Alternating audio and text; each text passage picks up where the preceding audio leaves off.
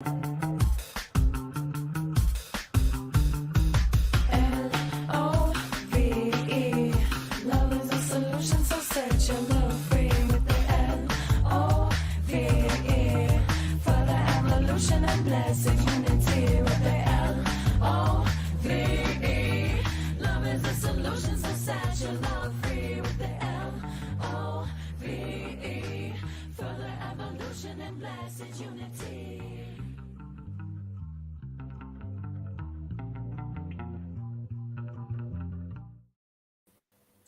morning, everyone. Welcome to the Self-Love Show. And I am your co-host, Trish Wright. And let's twinkle my lovely co-host, Dawn Light, who's not here, but she's doing some professional development. So yay for that. I am so excited to introduce Andy Bryce for multiple reasons, and I'll tell you both of them.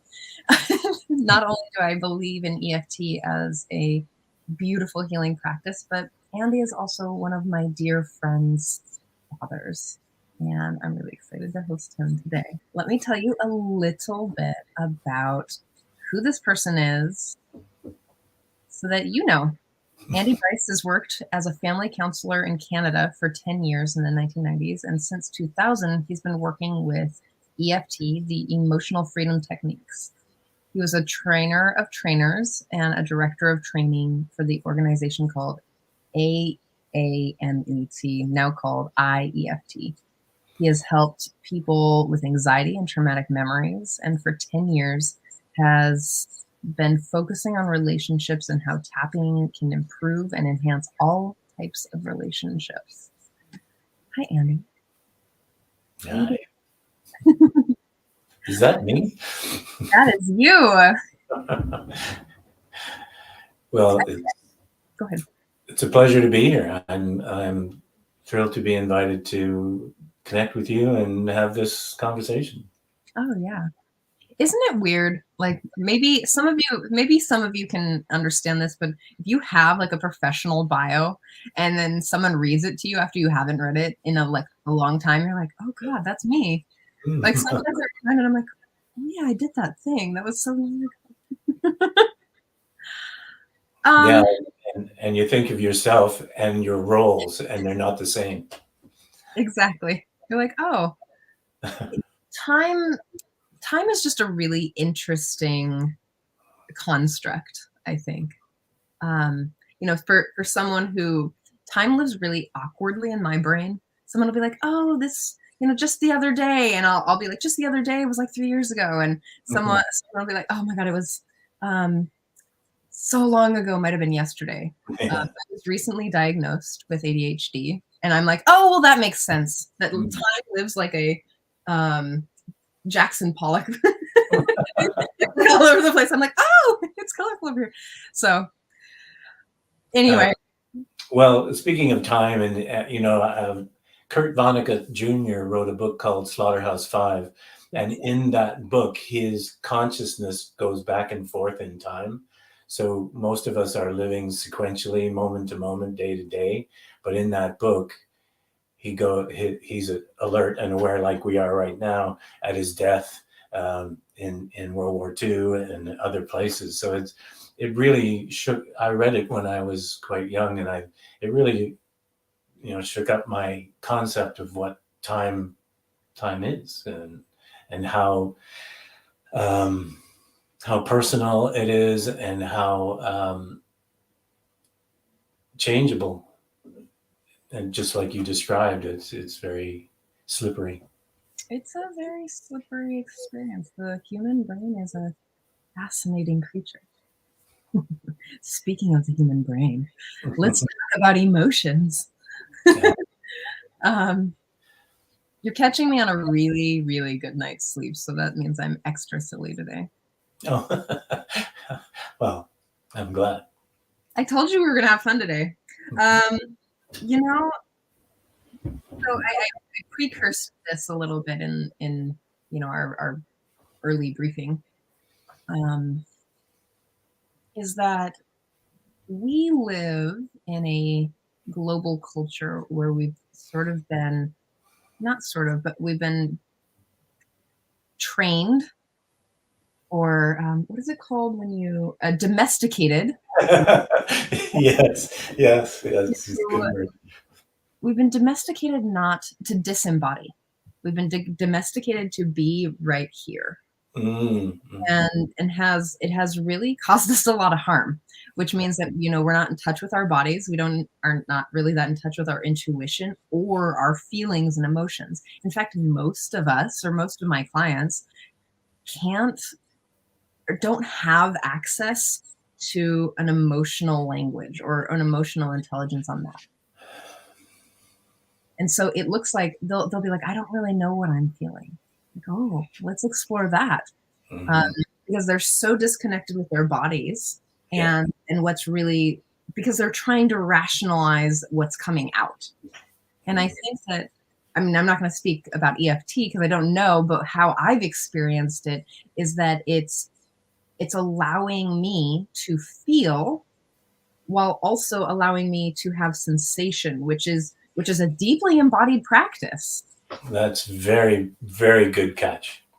Yes. I'll mention it later, but Oh, well, let's talk a little bit about that piece of a emotional, like the emotional piece, because I think that when people start to feel, it's so hot in some way. It's like whether it's like depression or it's like so over the top of an emotion that there's so much that they've missed. Or I mean, speaking for myself, I missed so much up until this point, and I'm like having a meltdown, or I'm like deeply depressed, or I'm overly excited that I couldn't feel even the subtle places in on the spectrum of feeling.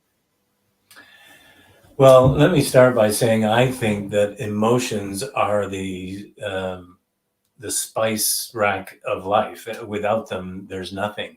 So, you know, it's like a little Cholula and a little hot sauce. You know, it's like I. People have said, "Oh, are you trying to get rid of emotions with this emotional freedom, or is it free from?" It is not. It is freedom to feel and sense. That's what I loved about what you just said, because it's emotional feelings, but also physical sensations, and sometimes they're not good, but to me there are no negative or bad emotions. They're just emotions, and they all have something to tell you, and if you're listening, you can take the best and let the rest go. The emotion of the spice rack of life. I'm just gonna like, can I carry that with me? Because now it's going in my Yeah. you know, my mentor, Scott Katamas, who is here currently, one of the things that he shared with me. So maybe you all know this story, but I'm going to tell it again because who knows? Because Bryce doesn't, or Andy doesn't know the story. I, Um, you know, many years ago, I belonged to a pretty famous online, not BetterHelp, but it was similar to for relationship coaches, and I was actually fired for not being empathetic enough. And I was like, wow. And a lot of people in my life are like, wow, how did that Mhm. happen? And I've always been really connected to the feeling of other people.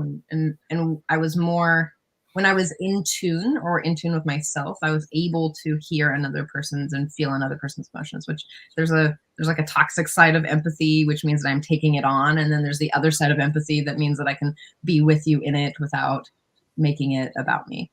And so Scott taught me about how, you know, the line between how feelings are directly connected to your emotions, and how your emotions, what you said, it's signaling something, and that those emotions are signaling a want or a need or a desire or a value that's wanting to be met, that's like up. And Mhm. I never really understood that. And that was one of the most powerful things that I ever received, is the learning about how to track it up and down. Like, why do I have these feelings? What's underneath the feeling?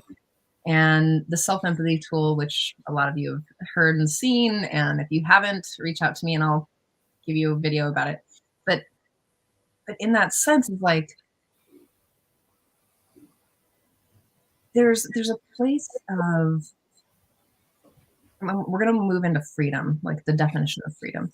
There's a sense of getting stuck in a feeling where you're not actually processing it, where there is no movement in the, so it's an emotion, right? You want to move with the spice rack. You don't want to have the same Cajun spice the rest of your life. You want to have the different flavors. So it's like there's a place where we can get really, or I can get really stuck in a feeling. Let's say something happened to me and I'm attached to the story that's now part of my identity, right? So something bad happened or something good happened, and this is now part of my identity, and I'm going to carry it around, which keeps me stuck and revolving around this sort of feeling, which isn't really like moving the emotion forward. And then that the freedom piece comes in for me is like, I want to be able to freely move through, to process through, and go on to the next tasty flavor, which could be, God knows what it could be. You know. So tell me a little bit about what like freedom means in the sense of emotionality. Well, emotional freedom to me equals choice.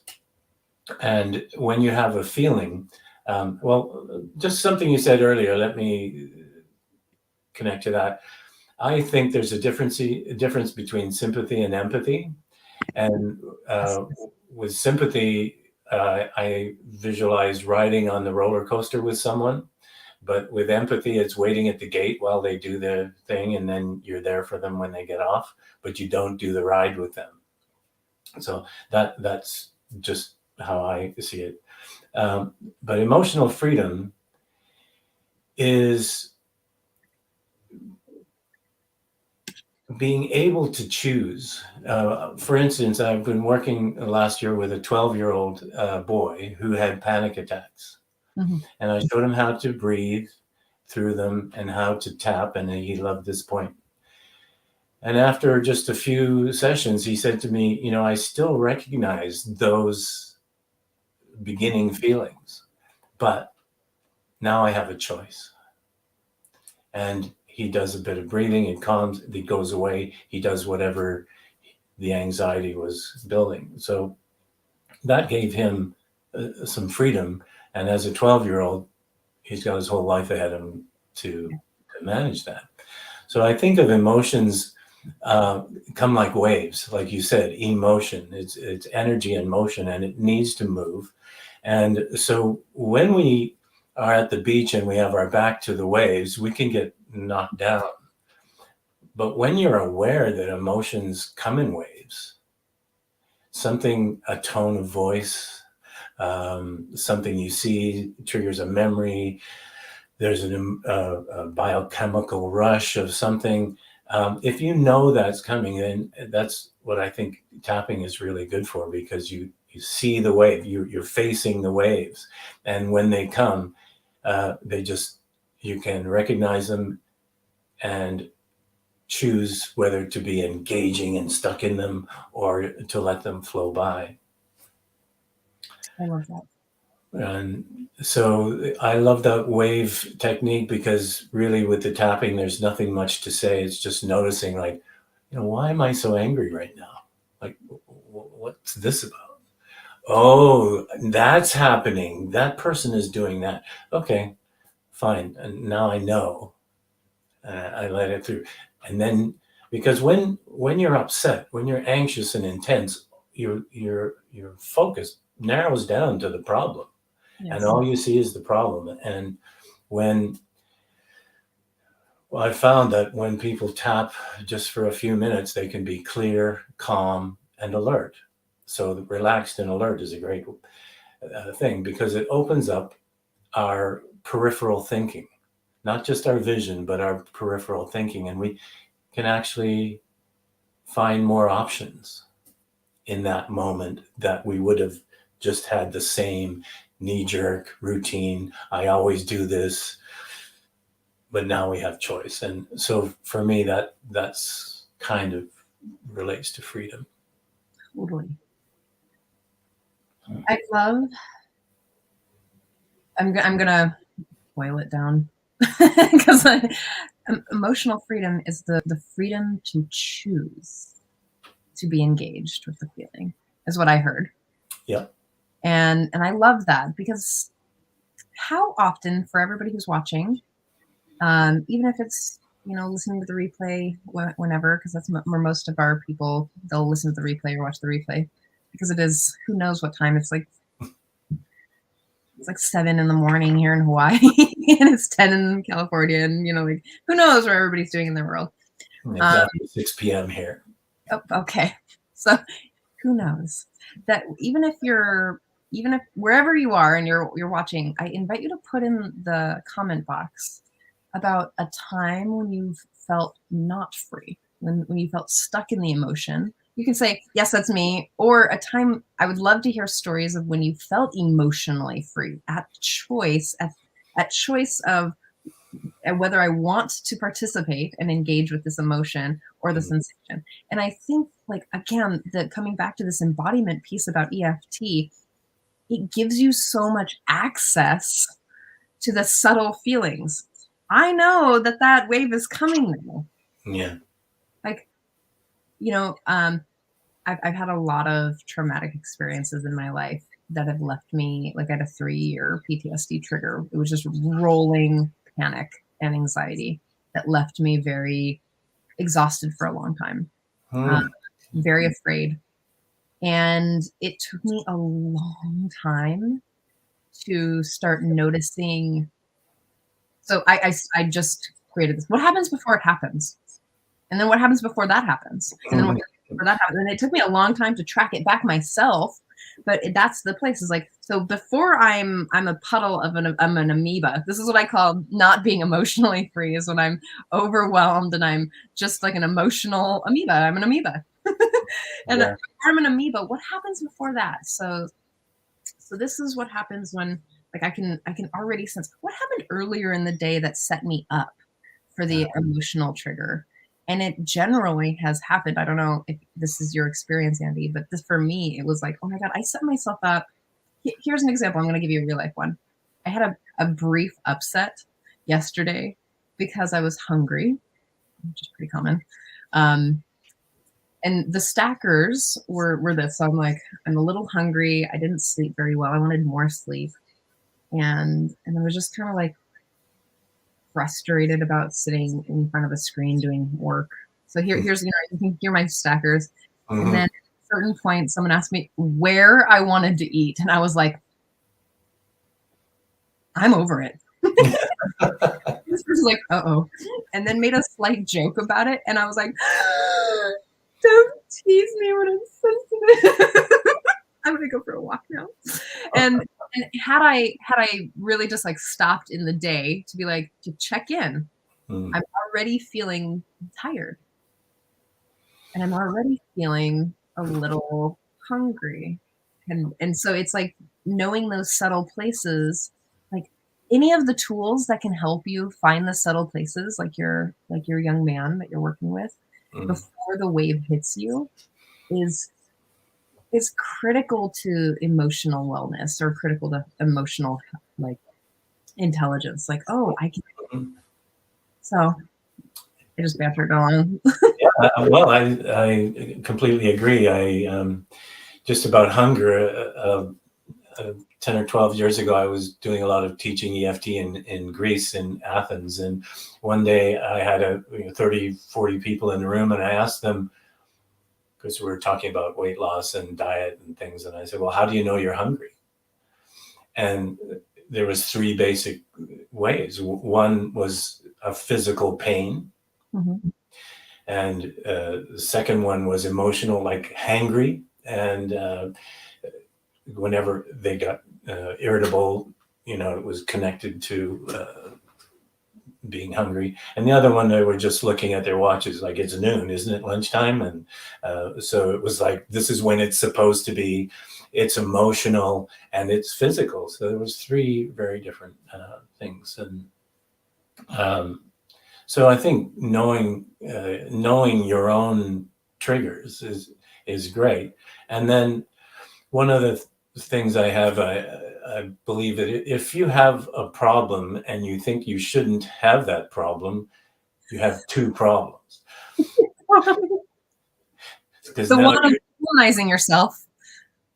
That's the first one. Oh, you shouldn't be that way. Right, exactly. So we're judging ourselves for being this way. I shouldn't be this way now. I've been doing this for too long. I'm too, So, so I think the first thing is just being accepting what's happening, and that it's a wave, and it's my wave. And so when I see it coming, then I can take steps to. Generally, if you were at the beach and you had a 6-footer coming in, you just dive in and you'd come up on the other side in the trough, and all the drama would be behind you on the beach.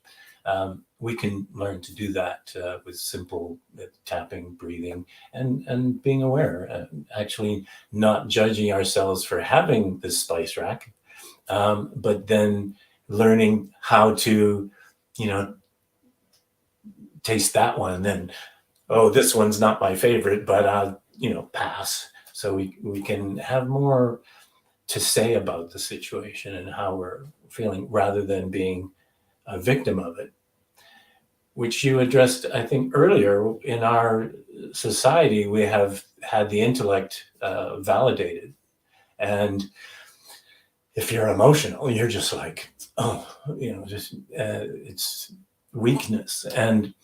And one thing is true, that if you have a message to give to someone and you're really emotional about it, they don't get the message, they get the emotion. Yes. So when we're out of control and emotion runs us, then that's not a great thing. But getting rid of it or criticizing it is not helpful either. I love that you brought that up. Because guess where we're going to go now? I'm really exploring this idea that I've had. So I've been doing a lot of decolonization work over the course of the last 2 years. And I just finished this one course again for the second time, because there was a lot of me in the way, a lot of my emotional, like, whatever, I had to work through my own guilt, shame piece about participating. And then there was like going through it again, which I was like, oh, wow, this is really fantastic content. But I heard this time that I hadn't ever heard before, but I've been sitting with for the last maybe 6 weeks, is I'm constantly, I never grew out of the why stage, Andy. I don't know if anybody else has this experience, but I never grew out of this place. And I'm like, why? Why is that? And this is it. Who taught me that? Who taught me that my regular humanness? Who taught me that? Who taught me that that was not okay? Who taught me that feelings were not okay? Who taught me that? And then who taught them that? Oh shit, who taught them that? And then as I get back further, I'm like, you mother. And so the idea, this is the boiled down piece to it, is any insecurity that I have is generally rooted in a long-standing belief systems around conforming to a social norm that's not generally really humanizing.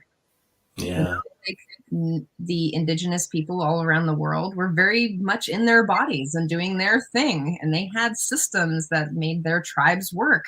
And there were a groups of people that would just take them out for being heathens. Unnatural, because we were starting to worship the intellect and the mind. And so I started to really think about, oh crap, human beings are the spice rack. Yeah. That's the real thing. That's how we're supposed to take in and process information. And the judgment of those pieces is just a consistent dehumanizing. Like, it's just like the pattern that we're taught to be in the world, to be conforming. Well, my experience working with hundreds and maybe a couple of thousand people, almost every adult I've worked with has scars from childhood and traumatic experiences. And what I think we do is we make decisions about life and ourselves and our place in it through our experiences. And no adult sits down with you and asks you, what do you think about your mom dying? What do you think about this? How are you feeling about that? My mother and close friend both lost their mothers as children, and they were told to look after their father. That was it. So, that's one example, but there are lots of things that happen to us or are done to us as a child, and we never get to work through and understand why that happened. So we make something up as a 5-year-old or a 9-year-old or a 15-year-old, and then it gets tucked away back here, and we filter, and we're constantly reacting to anything that's vaguely similar without actually reasoning, because it's an automatic knee-jerk reaction. So I think finding those things with EFT, we look at the negative. We look at the dark spot and the shadow and the pain, and because when you get triggered, it just disrupts everything. And if it's a thought or a memory or a sound, because sounds are often really triggering, it has the power to disrupt you and knock you off balance. When you tap while that's happening, it starts to lose its ability to upset you. Yes.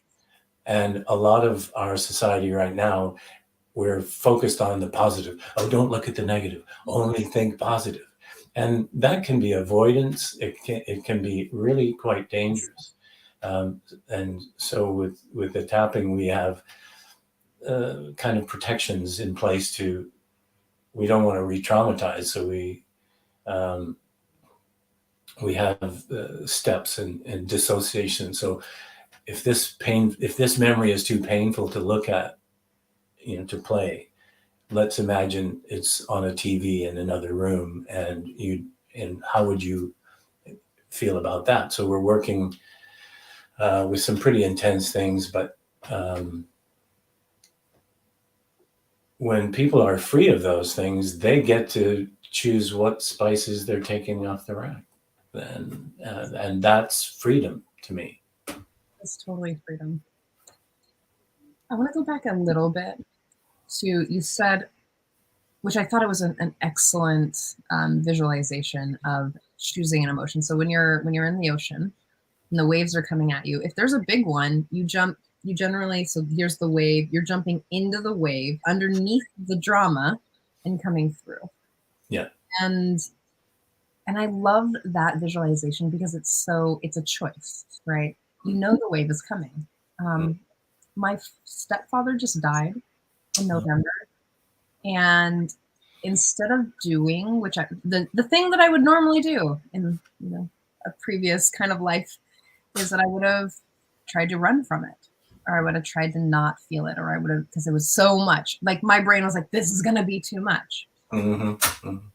Based on the stories that I created as a child, which is called magical thinking, and in a lot of cases, tragical thinking. Off of that, yeah. And we create it as a personality or an identity and ego, and then like, oh, they didn't feed me, so that must be because I'm bad and wrong. Right? Who taught them how to do that? Just saying. But when my dad died, I could feel the shock happening. Though there was a piece of my brain that he was in the hospital, and I was like, you know what? There's potential. Like anything's possible in this realm. This is not off the table. Yeah. And there was a little bit of like, okay, what happens if this happens? So I could feel when I got the call that it was I was heading into shock, because I'm so now in touch with what's happening in here, and in here. And I was like, okay, I know that this is happening. I'm going to walk through it. I'm going to actually process this information. I made a conscious choice. And I got up, because I got the call at midnight, and I got up with my partner, and we said prayers, and or some people call it intentional. it was an intention. Yeah.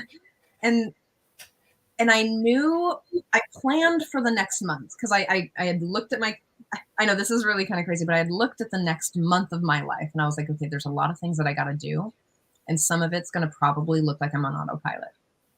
Because grief or feelings, like there's something that's going to happen and I don't know, but I'm going to keep moving, but I'm going to allow whatever comes up. So I put myself in positions with people that I could trust if I burst into tears. So I moved my clients around. I was like, hey, you know, I'm going to have to take some time away because I'm not going to be like talking to them and being like, you know, but I set myself up for these things because I was going to jump under the wave and come back out because I didn't want to, like, the drama of it all wasn't something that I actually wanted to participate in. But I knew that I can't not feel it. Yes. But I knew that I could feel it on a different, more conscious, chosen level. And that's what doing this emotional awareness, this shadow work, this intelligence work, and EFT can help you do, is that it really deepens your opportunity to feel into your body, to actually choose what you want to work with. And so I love that you said that piece right there is like you get to choose. Yeah. Because I think we can get so caught up in the drama of it all. Because we're taught that drama is love of some sort. Well, yeah, if you're not upset, you just don't know what's going on. You know, it's and people get triggered if you've grown up in a situation where it wasn't fair, and you can be really violently triggered by anything you see as injustice or it's not fair. And it's really going on in here, being triggered, and we have these experiences. So I guess being able to separate out our own triggers, our own issues, and recognize that, you know, what's happening out there isn't me. Sometimes that triggers a storm in me. Why is that? Who taught me that? To use your frame of reference. So, yeah, I think, you know, there's a saying, if you, Ram Dass, I think, said, if you think you're enlightened, spend a week with your family. Yeah. Totally. And someone else said, why does my mother know how to press every one of my buttons? And the answer was, because she installed them. So, well, I always ask my clients, so tell me how you, like, what language do you speak in or do you think in? And they're like, well, what do you mean? And I was like, well, I mean, I've dated a lot of people or had a lot of people who grew up in different so what language? So who taught you how to speak? Do you think very similar to that person? And they were like, oh God. And I was like, and then who taught them? And where were they living from? And where were they living from? So I do a lot of ancestral work and about, you know, the ancestral lineage of passed on trauma. And I'm thinking about these people, like, are you still carrying a story from a previous time in your body that you don't even know that your parent, like your mom had the programming, and then her mom had the programming, and you know, how far back do you want to go? I love Ram Dass. He was there's this really cool soundscape of a 1970s meditation that he did that was one of the key points for me in that 3-year PTSD trigger. It was, you're going to laugh because I'm going to send it to you after, you're going to listen to it. Yeah. The tether to reality that I needed, which actually expands you to this place where you're like nothing and then brings you back into your body. And I was like, well, that's my tether to reality. Yeah. Andy, I'd love to hear a little bit about, well, first I want to appreciate you because I think this is so important. And I'm going to grab all these pieces that you had shared. So you shared about toxic positivity culture and this whole new age kind of like, it's all good and, you know, we're positive all the time thing, and how deeply traumatizing that is in just general. Again, it's dehumanizing to wipe yourself off from having emotions. So I'm so grateful that you shared a bit about that you shared that, like, hey, this piece is there. And what I'm really appreciating is that because we've had some other EFT people on that are very, very positive, which is fabulous. But I love that you bring in the shadow. I love that you bring in the shadow work. I love that you bring in that you're really like, hey, we're going to talk about your triggers. We're going to talk about the traumas that you've had, and we're going to kind of turn the volume down, we'll say, on it, and really show up to what is alive for you. This is how I heard it. And I'm just really grateful that you brought in such a vast conversation about really what's alive and real in the body. So thank you for that. Well, thank you for appreciating it. I feel that one of the greatest compliments I've had is from people who have said, I've never felt so heard and accepted in my life, which is beautiful and sad at the same time, because they might be 50 or 60 or, and they haven't been heard and accepted for who they are. And for me, the true love, the honeymoon period of any relationship is you accept each other like completely.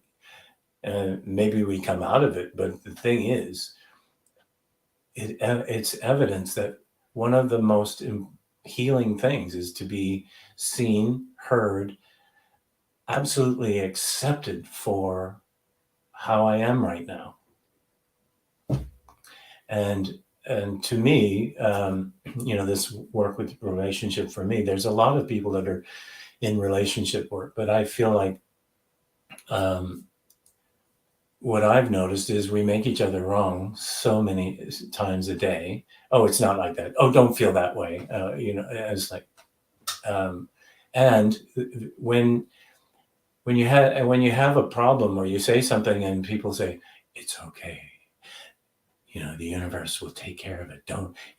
They make you wrong for having a feeling that isn't positive. Because it's about them not being comfortable with moving through their own feelings, about my feelings.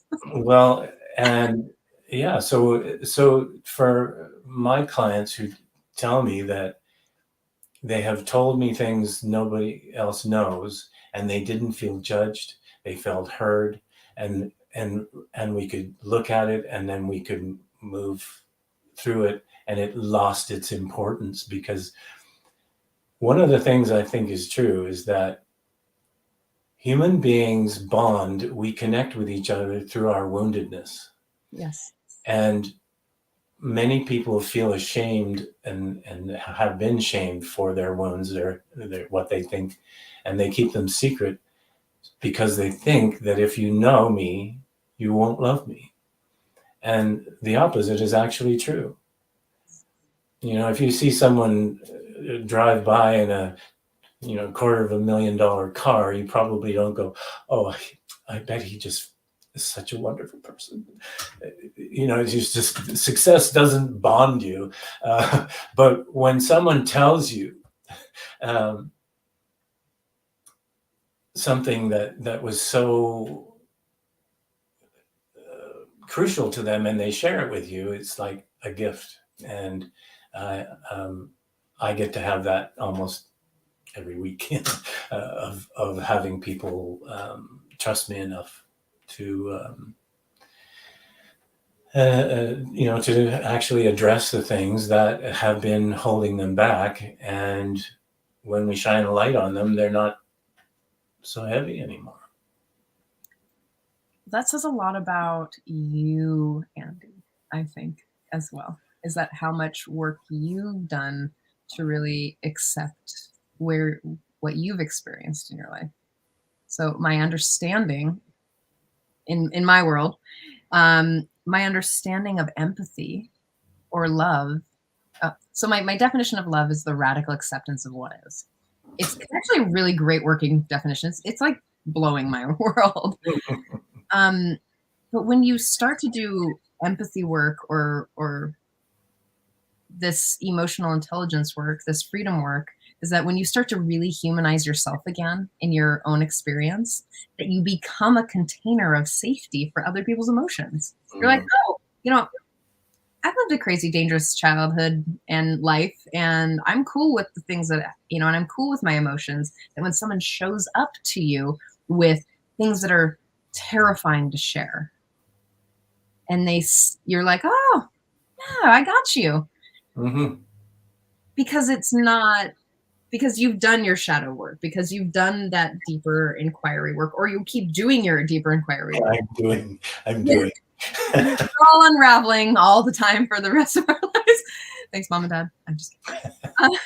That you become this like wider container. So if you're like, I feel so shameful about anger, and you're still here, and someone comes to you and they're like, well, I've been angry, and you're like, oh, how can I be angry? Yeah.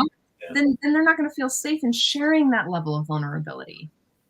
And another like working definition that I play with, because I like to nugget them like Mm-hmm. little seeds together, because it's kind of brain work. Is that intimacy is vulnerability plus trust. And that creates the level of intimacy. And I'm not talking about sexual intimacy. I'm talking about like emotional. It could be physical. It could be spiritual. Like there's a lot of types of intimacy. Connection. And I think intimacy is the glue of a relationship. But it requires vulnerability. Yes, it does. And so many people create walls because they think the wall will protect them, but it actually separates them. And so we have this sense of the term vulnerability as weakness and openness to damage, and it's really the opposite. Who taught you that vulnerability was weakness? Well, if you hear it, I don't believe it, but my clients do. And this is what I do, try to explain it to people. After World War I, France built a wall between Germany and France. And when Hitler decided to invade, he went around the wall. So walls don't do any good. But being vulnerable is like the sun, because the sun just radiates. It doesn't doubt itself. It doesn't protect itself. It just radiates light.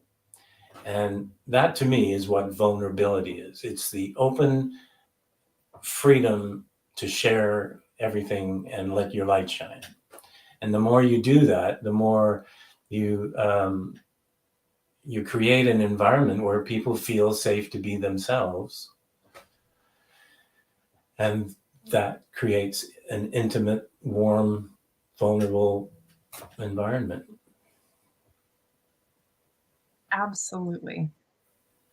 Okay, we have one question, and then I'd love to hear a little bit about taking us through the process.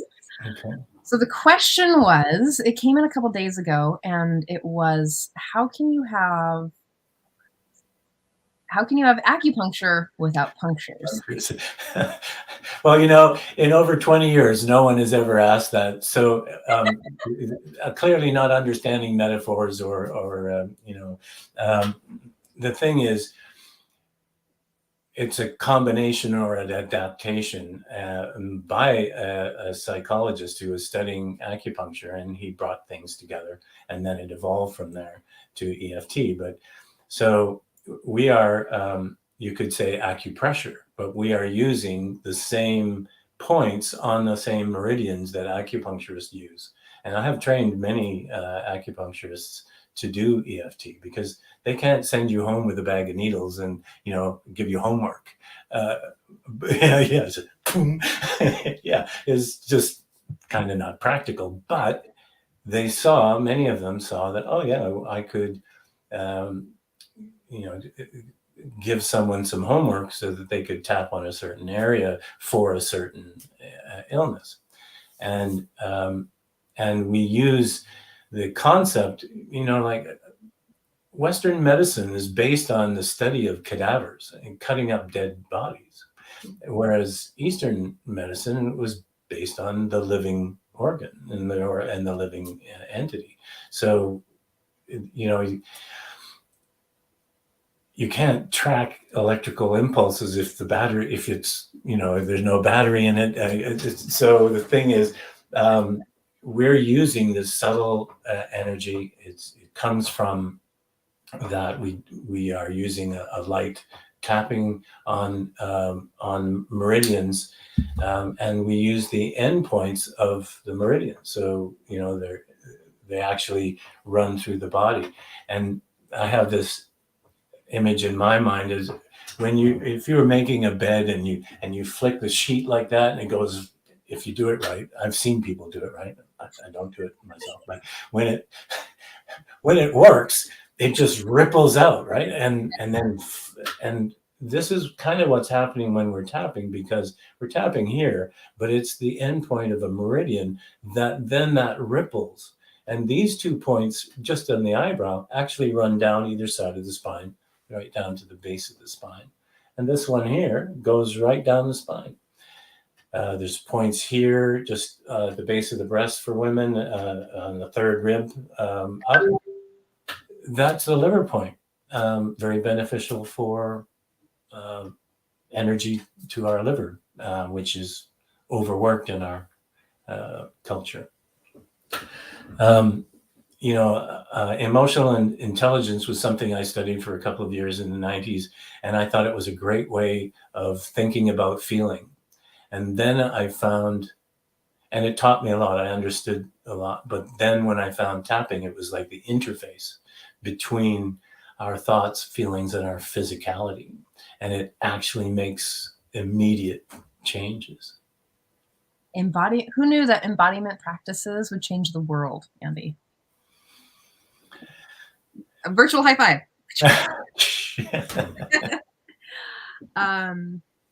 Yeah, would you like to take us through the practice? Sure. Now, is there something that we could tap with for you? What is there something that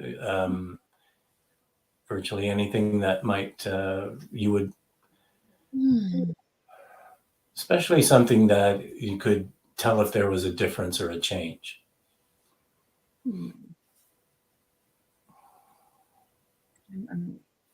This is the first time in my life that I've actually, I'm like, but let me come up with something. I'm certain that there's stuff. Okay. Well, I didn't mean to put you on the spot, and I don't want you to, like, oh yeah, there's this terrible thing I haven't, experienced for a while. It's okay. Well, I think it's also, maybe look at an improvement of something that's okay, but you'd like, if something's running 7 out of 10 and you want it 10 out of 10, that could happen. Okay. There's this thing that I do where I've been really intending. This is like a comment, like a practice that I'm trying to. I'm trying to. Now that I say it out loud, I'm like, oh God, this is so hard for me. I get really excited about things. I don't know if you noticed. I didn't notice. I know, but it's like there's so many cool things that I want to do, so I take on a whole lot of stuff. And I'm like, no, I can do that, and then it all sort of culminates together, and then I'm like, ah! So I would love to manage that a little bit differently. So I recently there was a lot of things going on in my life, and I was like, I have 16 spinning plates, and I was like, okay, now I have 4 spinning plates. You know what I mean? Like, yeah, yeah, I do. So, do you have fear of missing out, FOMO? Like, if you focus on these, do you sacrifice something? Like, what's? No.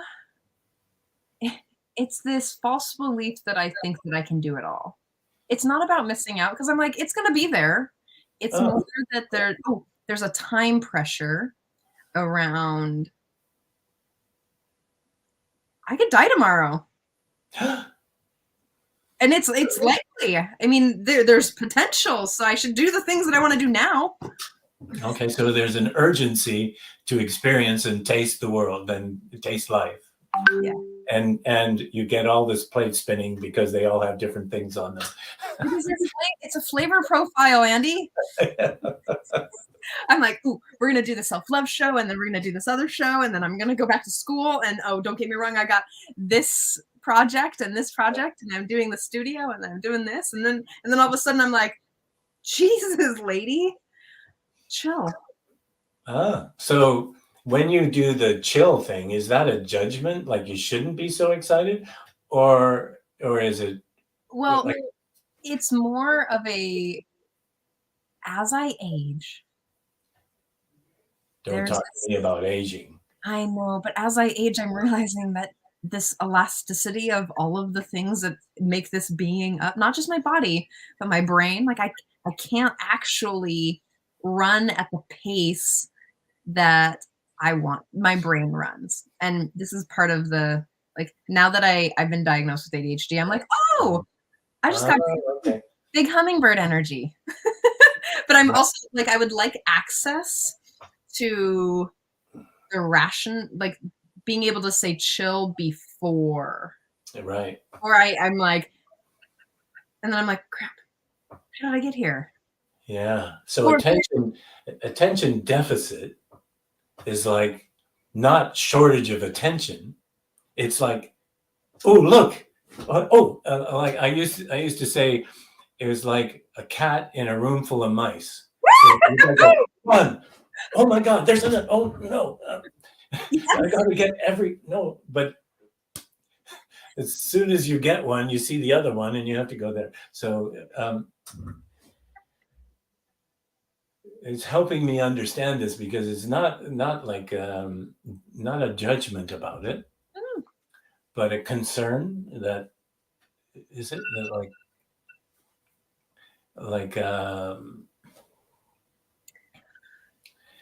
you're getting older and you might not be able to manage this rate of Pacing. It's about pacing, and it's about the adrenal system. It's about I'm in a conversation in my life about investment. Like, what am I investing my precious time and energy to? What is the return on investment in my relationships?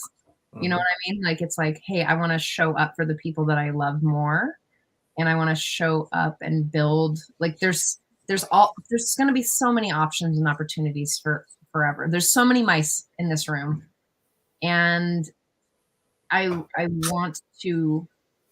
What I want is to really cultivate the level of presence and connection, like a deepening level of presence and connection with my friends who maybe haven't seen me, like Mia, in a long time, because I run around a lot. Like, because I have this like mouse in a room thing. It's not, I'm just looking, I'm seeing so many things, and I'm just so excited about whatever is happening in the world, like the stimuli that's coming in. right. Gosh, Andy, I'm just so excited that I got out of Montana, to be honest, that I'm like, yeah. Okay. wake up and wow, and I would like to just manage it a little bit more because I can see how my body is aging and how my brain is aging. Like, it doesn't help the ADHD focus if I limit the things, it doesn't help any of that. What it does is that I'm more restful, or I run around in different ways. Well, this brings a point for me that most people try to change their lives through willpower, and using willpower, indicates there's a conflict because there's part of you that wants to change and part that doesn't. And so the thing with the EFT and looking for, what might be driving this, we resolve it and things change without you trying. You just go, people are constantly saying, yeah, this was something that I was totally different. It was a similar, familiar thing, but I was different. Yes. So if I'm hearing you are so excited by life that that's a good thing, and you're concerned about it physically not managing it as well, and also being in more of a ability to prioritize or to manage it in a way that it just doesn't happen randomly, but you have like your meaningful relationships get more of you. And is that about right? Yes. Okay.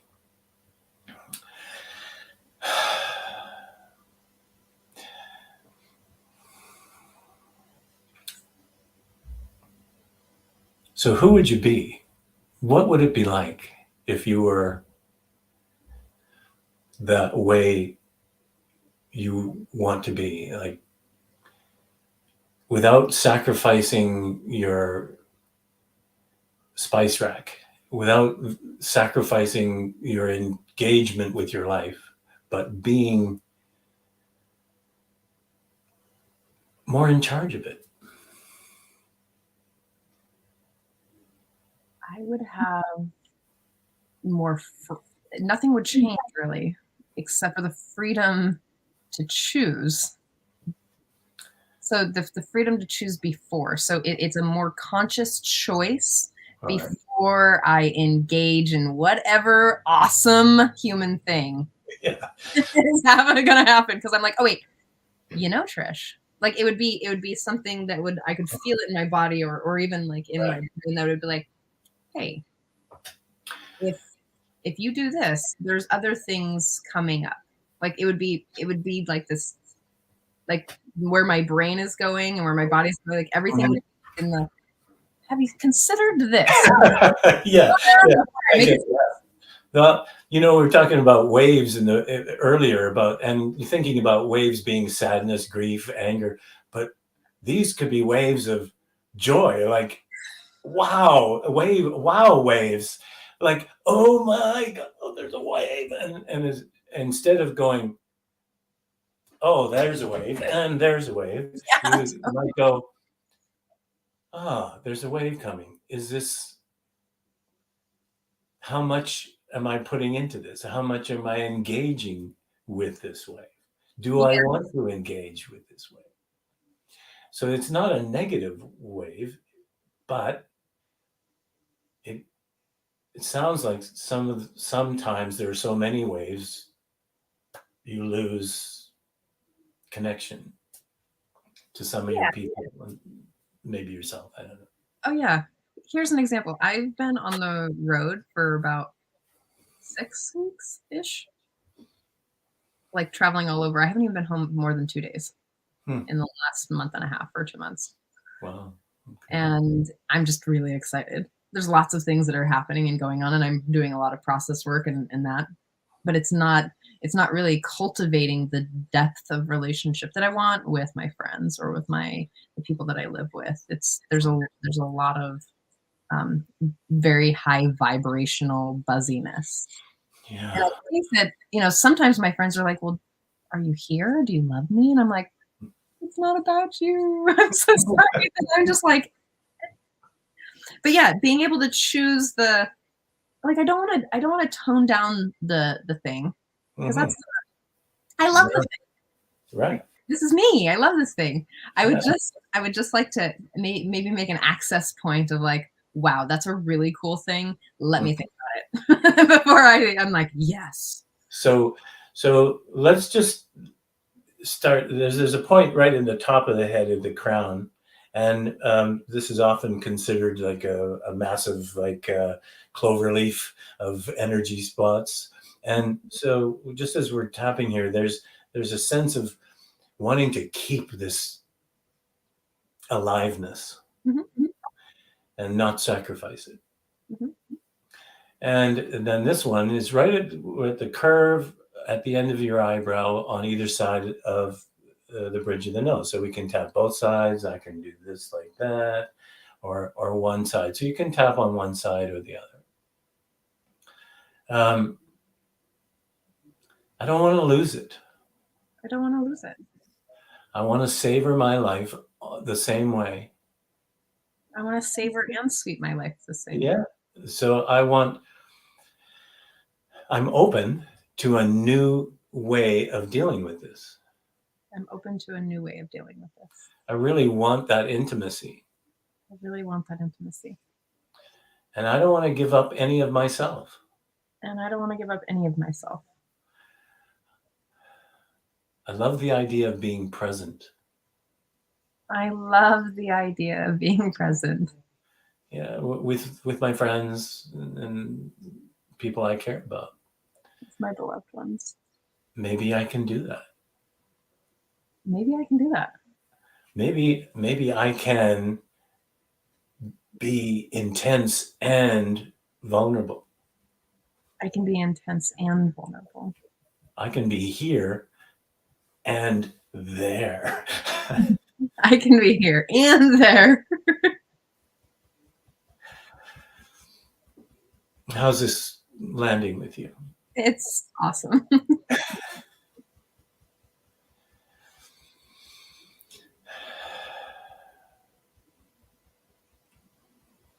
So often we have this conflict because, people will tell you, oh, their considerations. Mm-hmm. And one of the things I found about people's feedback is it's more about them than it is about us when we're getting it. It tells you so much about them. If they're harsh or cold or demanding in their feedback about you, it's more about them. But it sounds like the concept or belief would be it's one or the other. I can either have this or this. And what if it's not true? What if you can be both? There's no sacrifice here. It's recognizing the waves, letting them pass through, and having permission to be you 100% of the time. Is that okay? Yes. Okay, I want to give. These are very obvious. If you were sitting on the bus or in a cafe and you're doing this, you might be self-conscious. But there's one point on the fingertips, and my favorite one is on the thumb, and it's on the outside of the thumb. So you bend your thumb over like that, and then you use one of these fingers, whichever is comfortable, to tap on the outside of the nail where the skin and the corner is. Now you can tap like this, like you're doing, or you can do this, or you can do both. And the thing is, nobody has to know you're doing it. And it works because there's meridians into each end of the fingers. So you can tap on the same point in the fingers. And you can do that. And I had a client who had cancer, and he was getting weaker and weaker, but he really loved his walks. And when he did this, he could walk 5 times further than if he didn't tap at all. Anyway, I just wanted you and your viewers and listeners to be able to have that point, because it's discreet, it's useful, it's helpful, and nobody needs to know. I feel I don't have a word for it. like yeah. Okay. Well, I've found that people who will tap, the thing about it is, meditation is great, but it can often take a long time. Like you got 20 minutes or whatever, up to hours. Whereas you can tap just a few times, like you can tap for 2 to 3 minutes and feel calm and alert.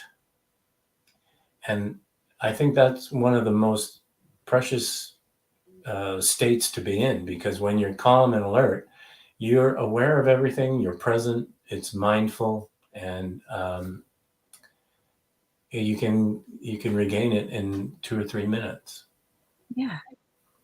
I want to respond to Tonya. She says, it sounds like doing less with more mindfulness and deep enrichment. It's not, for me, it's not about not being mindful or enriching. It's that I just get wound. Like I'm doing the things with deep embodiment. Mm-hmm. It's just that I get excited about all of the things all of the time. And Neil says, can you show us that move one more time? Which is this, the figure? I can put it up. Maybe, where's my camera? There it is. So there we go. And then it's where the skin and the thumbnail, at the corner of the thumbnail at the base. Mm-hmm. And right there. So it's there and there. Thank you so much. Can you tell me a little bit about how, what can this help with? Well, I started out with, I had a pinched nerve in my neck, and for 7 years I had pain that nothing could be done about.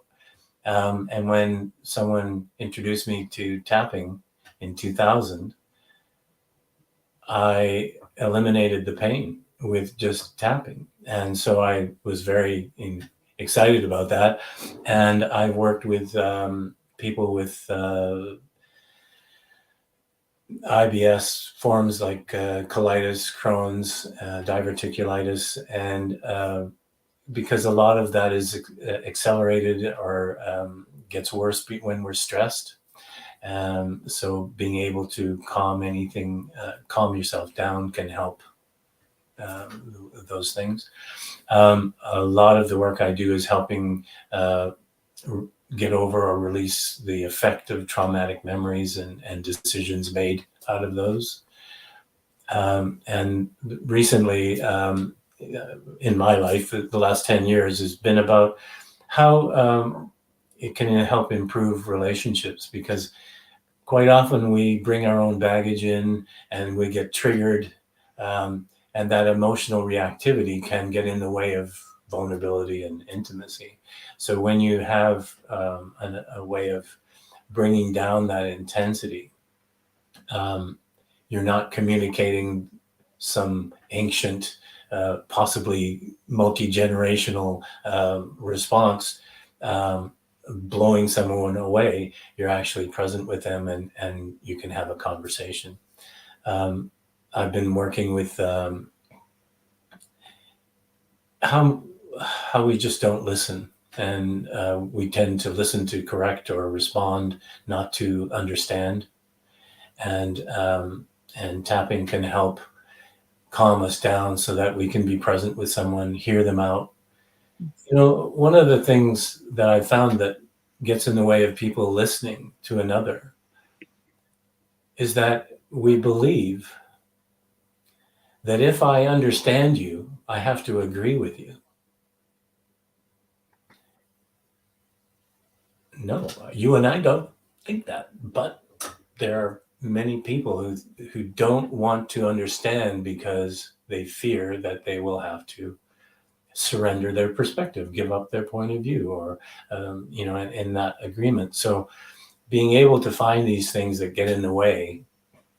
There are so many wonderful relationship teachers. I could never deliver that, but what I found is that these things are underlying, and if they're there, none of this, it's just icing and no cake. And when you're calm and you're safe in yourself, then people around you are safe, and that's when intimacy flourishes.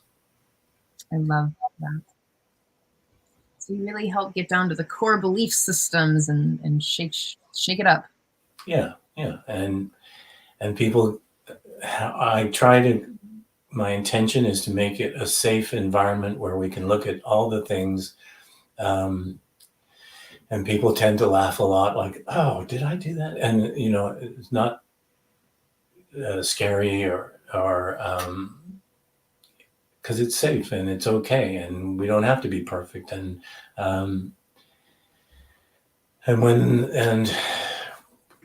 when they recognize they have a choice and it's their choice, not mine, not anybody else's, that's empowering.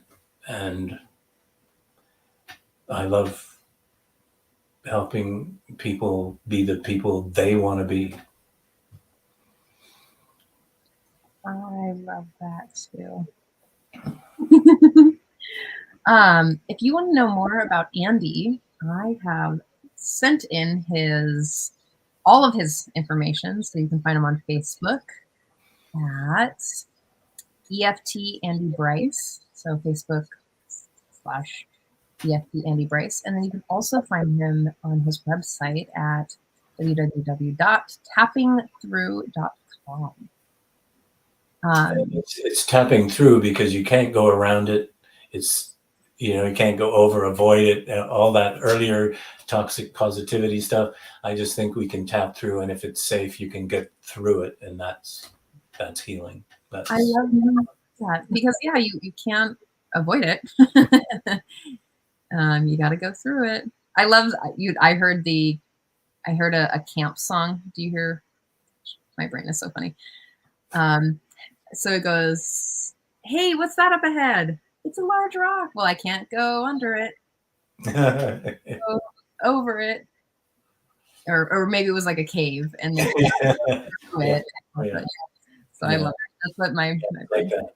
It's like that.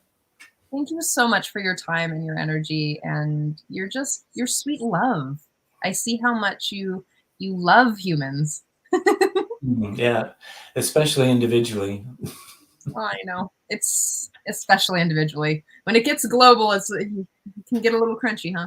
Yeah. Well, I think we're all unique expressions of one thing, and so we're all connected. So how could I treat anyone less or with disrespect? I love that.